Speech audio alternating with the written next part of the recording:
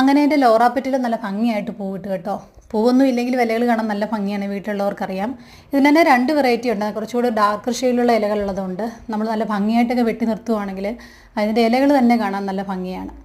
എപ്പോഴും പൂവിടാറില്ല. പൂവിടുന്ന സമയത്ത് ഇത് മുഴുവനും ഇങ്ങനെ ഇലയുടെ എല്ലാം ടിപ്പിലിങ്ങനെ പൂവിട്ട് നിൽക്കുന്ന കാണാൻ നല്ല ഭംഗിയാണ്. ഇത് തന്നെ ഡാർക്ക് ഷെയ്ഡിലുള്ളതും ഉണ്ട് ഇലകൾ. ഇത് കുറച്ച് ലൈറ്റ് ഷെയ്ഡുള്ള ഇലകളാണ്.